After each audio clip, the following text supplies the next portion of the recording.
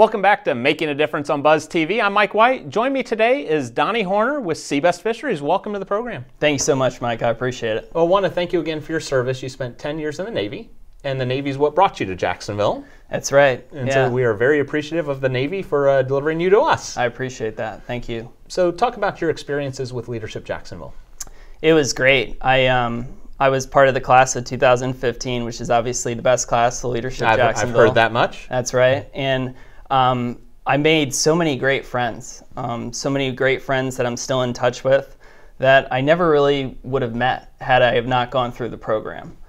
But it had a way of opening my eyes to different parts of our city, different parts of our area that I would have never really been exposed to had I have not gone through the program. Let me tell you, like when we were going through Poverty Day, and then we're going through the prison, and we're behind bars, and we're looking at what they have to go through and everything like that, I was like, wow, you know, this is a part of the city that I never thought I would ever see. How'd you end up at CBEST?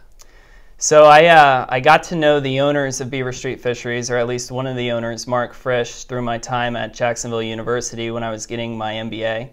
We had served on a couple of committees together. And I became fast friends with him. And it was actually at my wedding that he had said, hey, Donnie, you know, we have some spots open at Beaver Street. Would you ever consider joining us at CBEST? And I said, sure, twist my arm. And ever since then, I've been a glutton for punishment because he keeps me so busy. But it's a great place to work. And I you know, very grateful and very lucky for the opportunity. So you mentioned something called the Donnie Double. Yeah. What is the Donnie Double?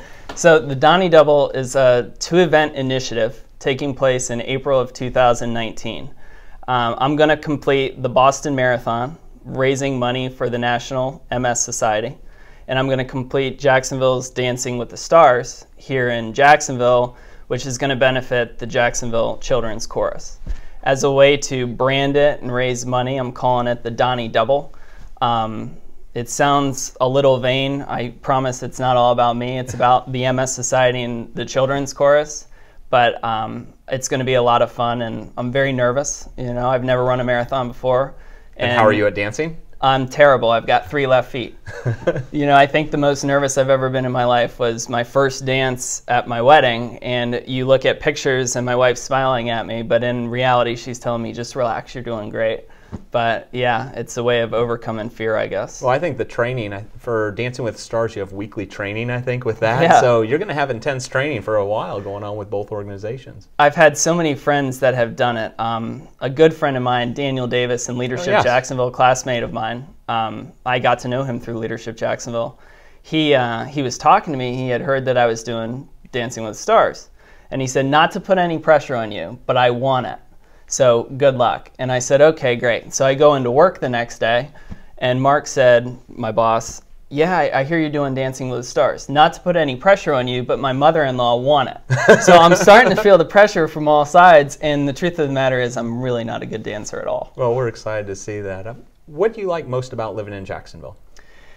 Oh, geez. I think the people make it an easy place to live. There's just so many great things about it.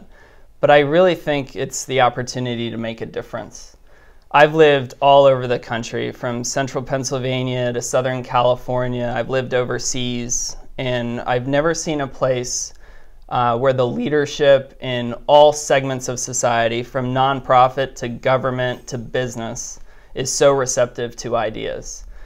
Here I am, you know, a humble military veteran who's getting his MBA, and somehow I get to know Mark Frisch, the owner of one of, you know, the largest private companies in Jacksonville.